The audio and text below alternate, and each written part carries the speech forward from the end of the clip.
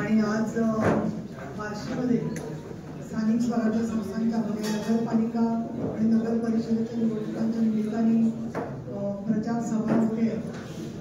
त्याला उपस्थित असलेले सगळे पत्रकार बांधव आणि शिवसेनेचे भारतीय जनता पक्षाचे उपस्थित असणारे आजच्या कार्यक्रमाचं सगळं संयोजन करण्याचे जिल्हा प्रमुख श्री संगे पाटील तसंच प्रकाश गंधारे बाकीचे सगळ्यांचे पदाधिकारी राऊताई कर्तेताई आंबेडकर बाकी अमृता चव्हाण या बीडच्या संपर्क प्रमुख महिला संपर्क प्रमुख आणि राज्य मंडळ आयोगाच्या माजी सदस्या तसंच मुबीना मुलाणी सोलापूरमधल्या जिल्हा परिषद पंचायत समितीमध्ये शिवसेनेचा काम करणारा पदाधिकारी तसंच सहकार सेनेचे पदाधिकारी आणि माझे उपस्थित असणाऱ्या पत्रकार मित्र मैत्रिणींनो सगळ्यात प्रथम निश्चिताला त्याबद्दल मी दिलगिरी व्यक्त करते। कारण गेले 7 वर्ष मी उपसभापती आहे आणि सभागृह नेहमी वेळेवर सुरू करायची सवय झाली आहे। त्यामुळे खरं तर उशीर झाला तर परंतु आपल्याला कल्पना असते की बीडमध्ये गौरी पालवे यांच्या आत्महत्या जी झाली मुंबईमध्ये नाही त्या मी तुम्हाला भेटण्यासाठी मी गेले होते। तसंच बाकीचे पण काही बीडमधले नगरपालिकेमध्ये काही विषय होते, काही अर्जंट पोलिसांशी संबंधित विषय होते, त्याच्यामध्ये मला यायला थोडा वेळ लागला, त्याबद्दल मी दिलगिरी व्यक्त करते। परंतु बार्शी नगरपालिका या निवडणुकीच्या मध्ये विकासाच्या भूमिकेच्या वरती आणि शिवसेना आणि भारतीय जनता पक्ष तिथे बार्शीची नगरपालिका निवडणूक लढवतोय, त्याच्यामध्ये रिपाईचा पण सहभाग आहे आणि कमळाचा फूल आणि धनुष्यबाण यावरती बार्शी नगरपालिका याच्यामध्ये ही निवडणूक होणार आहे। सन्माननीय विधानसभेचे सदस्य राजा राऊत यांच्या नेतृत्वाखाली इथे बरेच वर्ष काम चाललेले आहे। त्यांच्याही प्रचारासाठी ते शिवसेनेत असताना आम्ही अनेक वेळेला इकडे आलेलो आहे विधानसभेच्या वेळेला आणि मला फार बार्शीची सुंदर आठवण पण आहे की माननीय मनोहर जोशी यांच्या सभेमध्ये मी वक्ता म्हणून उपस्थित होते आणि अतिशय गाजलेली सभा आणि त्याचबरोबर कलाटणी देणारी सभा अशी होती। मला फार म्हणजे विशेष वाटलं होतं की माजी मुख्यमंत्री आणि लोकसभेचे विद्यमान अध्यक्ष अशा व्यक्तीच्या बरोबर सभेला मला स्थान मिळालं होतं आमदार म्हणून। ही माझ्या दृष्टीने फार ऐतिहासिक आठवण आहे। माझा जन्म स्वतः सोलापूर जिल्ह्यात पंढरपूरला झालेला आहे, त्याच्यामुळे बार्शी कुडवाडी रेल्वे आणि ही जी लहानपणापासून त्याच्यामध्ये आम्ही प्रवास केलेला आहे। परंतु आता बार्शीचं चित्र आणि महाराष्ट्रातल्या अनेक नगरपालिका आणि शहरांचं चित्र गेल्या 10 वर्षामध्ये खूप बदललेलं आहे। म्हणजे विशेषतः 2014ला केंद्रामध्ये सत्तांतर झालं, माननीय पंतप्रधान नरेंद्र मोदी पंतप्रधान झाले आणि नितीन गडकरी रस्ते आणि वाहतूक बांधणीचे मंत्री महोदय झाले, देवेंद्र फडणवीस इथे मुख्यमंत्री झाले आणि त्यावेळेला सुद्धा एकनाथजी शिंदे सार्वजनिक बांधकाम मंत्री, नंतर नगर विकास मंत्री, नंतर आरोग्य मंत्री अशा पदांवरती ते काम करत होते।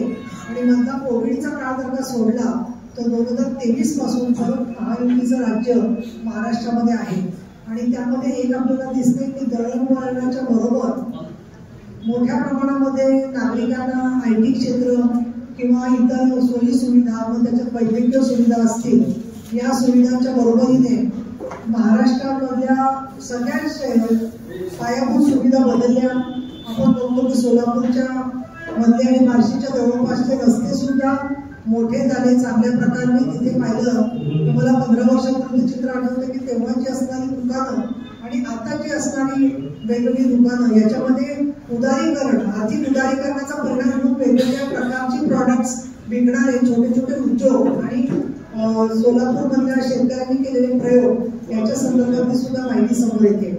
बार्शी नगरपालिकेच्या या संपूर्ण कामकाजामध्ये अनेक प्रकारचे निधी विकासासाठी आणण्यामध्ये शिवसेना आणि भारतीय जनता पक्षाचे पदाधिकारी यशस्वी झालेले आहेत।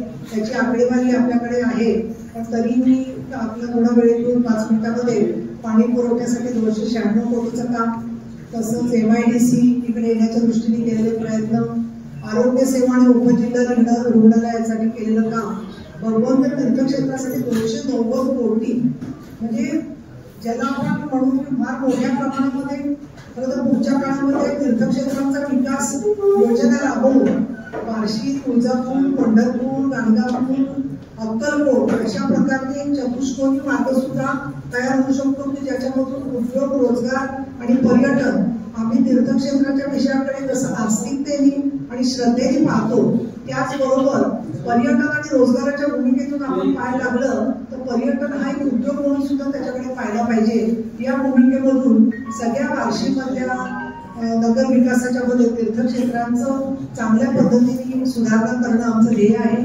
रस्त्याचं राज्य, त्याच्यासाठी राज्य रस्त्यांसाठी 92 कोटी, 89 कोटी, भुयारी गटार योजनेसाठी 150 कोटी, शिवसृष्टी उभारणीसाठी 1.5 कोटी, सभागृहासाठी 10 कोटी, स्वच्छतागृहे वाढवणे, बागांसाठी 12 कोटी, व्यापारी संकुलासाठी 25 कोटी आणि 1596 घरांचं काम सुरू आहे. घरकुल प्रधानमंत्री आवास योजना त्याच्यासाठी 140 कोटी, तलाव सुशोभीकरणासाठी 3 कोटी, वृक्ष लागवड वाढवणं, शासकीय क्रीडा संकुलासाठी 30 कोटी, शहीद पार्कसाठी 1.25 कोटी, क्रीडा संकुलासाठी 15 कोटी, स्मशानभूमी सुशोभीकरण चाललेलं आहे, डीपी रोडसाठी 66 कोटी आणि CBSE स्कूलसाठी 5 कोटी. अशा प्रकारे आपण भक्त निवासासाठी 10 कोटी असे आपण भूमिका घेतलेली आहे.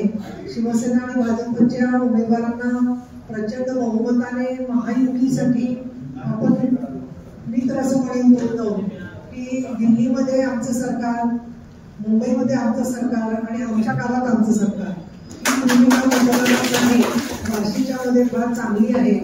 कारण ट्रिपल इंजिन याच्यामध्ये लागणार आहे आणि त्यात मुंबई, दिल्ली आणि त्याचबरोबर बार्शी सारख्या शहराचा विकास होत असताना भाजपचे तर उमेदवार आहेतच, पण शिवसेनेचे अनुसूचित जाती महिलांमधल्या रिकिवे शमा दिलीप, सर्वसाधारणमध्ये राजू ओंगाणे, अनुसूचित जातींचे कापडे संदेश विबराव, सर्वसाधारण महिलांमधल्या नाणे मीरा शीतल, अनुसूचित जाती महिला त्रिंबके भागीरथी किशोर आणि सर्वसाधारण बाळांमुळे संतोष लक्ष्मण आणि नगराध्यक्ष पदाच्या आमच्या महिला उमेदवार सुशिक्षित आणि सुविद्य कथलेताई राऊताई आहेत. बाकीचे सगळे पदाधिकारी आहेत, तर त्यांना आपण विजयी करावा असं मी आपल्याला आवाहन करते.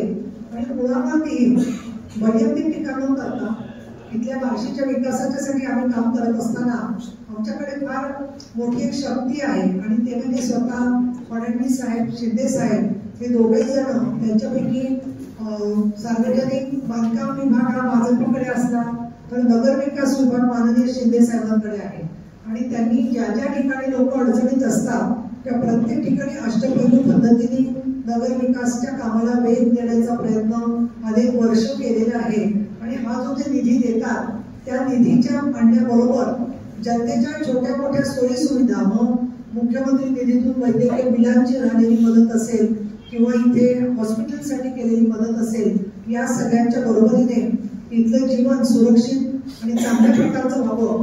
आणि मला असं माझं निरीक्षण आहे थोडं की पूर्वीच्या काळामधल्या बार्शीचा असणारा चेहरा आणि आता दिसणारी बार्शी याच्यामध्ये बदल व्हायला लागला आहे. तो बदल अजून आपल्याला मजबूत करायचा आहे. फुटपाथ चांगले करणं, लोकांना चालण्याच्यासाठी म्हणून तिथे सोयी सुविधा देणं, तिथे आवश्यक आहे तिथे सिग्नल्स सुद्धा शहरामध्ये उपयोगी ठरतील. त्याच्यासाठी प्रताप सरनाईक परिवहन मंत्री आहेत, त्यांची मदत आपण घेऊ शकतो.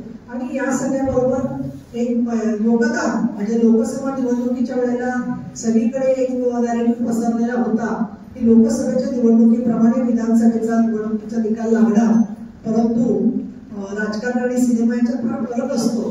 पण लोकसभा निवडणुकीनंतरच्या मध्यंतरामध्ये त्याच्यानंतर एक नवीन नायिका उदयाला आली महाराष्ट्राच्या राजकारणामध्ये आणि ती म्हणजे लाडकी बहीण योजना. आणि त्या नायिकेने संपूर्णपणाने या राज्यामध्ये विकास दूत म्हणून काम केलेलं आहे. आणि या बहिणींच्याकडून आमची ही अपेक्षा आहे की त्यांनी त्यांच्या भागामध्ये योजना कशा प्रकारे नेतील हे पाहून स्वतःच्या बरोबर इतरांना सुद्धा विकास करण्यासाठी प्रयत्न करावे. त्यांच्या घरातले जे पुरुष वर्ग आहे त्यांना सुद्धा आम्ही आवाहन करतो की ज्यांना काही कारणामुळे लाडकी बहीण योजनेचा लाभ मिळाला नसेल त्यांच्यासाठी सुद्धा वयोश्री योजना, मुलींच्या शिक्षणासाठीच्या योजना, विद्यार्थ्यांच्यासाठी शिष्यवृत्तीच्या योजना, अशा राज्यस्तरावरच्या अनेक योजना सरकारने केलेल्या आहेत. आणि विशेष म्हणजे ज्या जाती जमातींना अजिबातच आपल्या गावगाड्यामध्ये स्थान नव्हतं अशा सर्व गोरगरीब समाजाच्या ज्या जाती जमाती आहेत त्या प्रत्येकासाठी महामंडळ करून त्यांच्यासाठी निधीची व्यवस्था आणि त्यातल्या तरुणांना ज्यांच्यामध्ये गुणवत्ता आहे त्यांना पण स्थान मिळावं आणि ज्यांची केवळ आर्थिक परिस्थिती बेताची आहे अशा कुटुंबातले मग ते वडार समाज असेल, अगदी बाकीचे साली ओबीसी, त्याचबरोबर म्हणजे ओबीसीसाठी तर आहेच, पण चर्मकारांच्या बरोबर बाकीच्या मागास जातींच्यासाठी सुद्धा महात्मा फुले आर्थिक विकास महामंडळाला चालना देण्यासारखा विषय असेल, परदेशी विद्यार्थ्यांना शिष्यवृत्तीसाठी पाठवणं असेल, अशा सगळ्या मुद्द्यांच्यावरती आम्ही काम केलेलं आहे. त्याचबरोबर पोलीस स्टेशन्स आणि सोयी सुविधांच्यासाठी मी स्वतः सोलापूरला येऊन अनेक वेळा एसपीच्या बरोबर बैठका घेते आणि बार्शीमधल्या महिलांच्या सुरक्षिततेकडे पण आमचं लक्ष आहे. आणि म्हणून या सगळ्या विकास कामांच्या मध्ये मला स्वतःला असं वाटतं की यामध्ये आपण वेगवेगळ्या योजनांच्या मध्ये आमच्या महिला नगराध्यक्षांना निवडून द्यावं. त्यांचं जसं काम आहे त्याचबरोबर महिलांचं आरक्षण जे पडलेलं आहे त्याच्यामध्ये त्या आरक्षणाच्या मुळे आज तुम्ही व्यासपीठावरचं चित्र सुद्धा बदललेलं दिसतात की महिला जवळजवळ म्हणजे 50% मला वाटतं व्यासपीठावर त्याचा 90% महिला आलेल्या आहेत. मी जर व्यासपीठावर आल्यामुळे परिणाम दिसेल, पण आमच्या बांधवांनी मी सांगू इच्छिते की 2029 मध्ये विधानसभा मतदारसंघांची संख्या वाढणार आहे. त्याच्यामुळे आरक्षण जरी आलं तरी सुद्धा त्यांच्या असणाऱ्या जागा त्या निश्चित आहेत अशा राहणार आहेत, त्याच्यात कुठे कमतरता होणार नाहीये.